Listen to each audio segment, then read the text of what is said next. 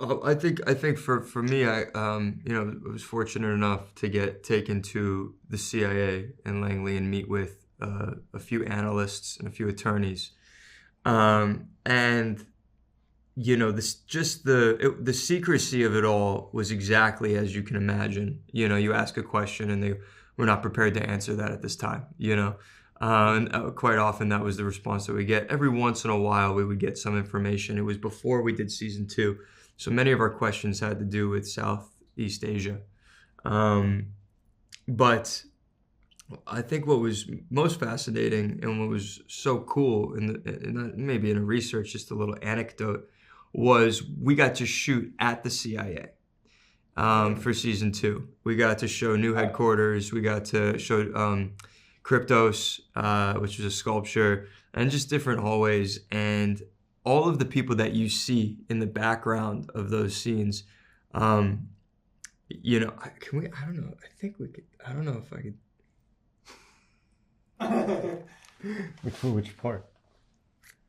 Well, if you say it, then it's... I don't know if I say it, it's problematic.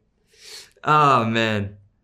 I'll get, if I can say this to you, I will find you after and get this information to you. If I can't, then I just would say.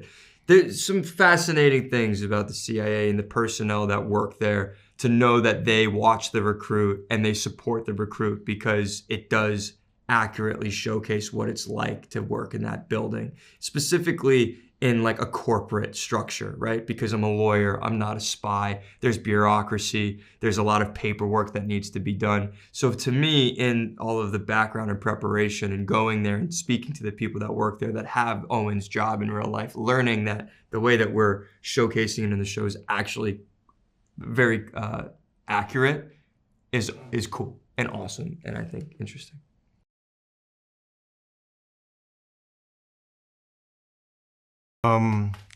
What can they expect to get hooked? I think the second season is like the first season, only on adrenaline. So the stakes are much higher.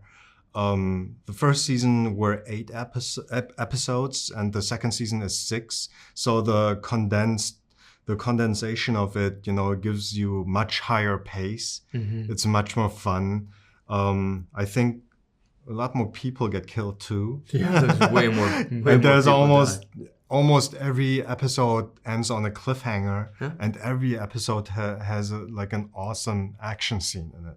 Yeah. So there's a little bit for everyone. No, I think you're totally right.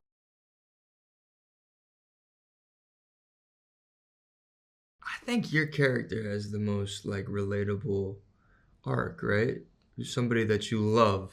I think both of our characters, because you're almost his character in season 1 is almost this relatable common man as a lawyer with an obscure past because of his relationship with his father, and then he just needs to manage and deal with his situation, so that's relatable.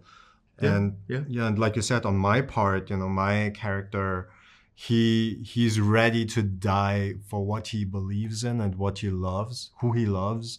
And I think that's pretty much relatable too. So when our two characters' goals align towards the third act of season 2, that's when, it gets really fun.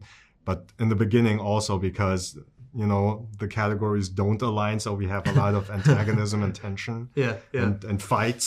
So, At first, we don't really know where we stand, right? We're kind of in these areas where it's like, why are you in my life? What are we doing here? And then we become we clash. We become antagonists to each other. And then we realize, we have to work together to solve both of our problems. And the only way out is through with each other. And so then, there's quite a great character arc that fuels the story arc of the second season of The Recruit. And it's so propulsive, like Teo said, having 6 episodes really just drives the narrative. It doesn't stop until the very end. And so it's great. Yeah. And it's very technical so far, what we said. Another emotional side of it is just check out our chemistry in the show. And then you will see you have something that you want to watch.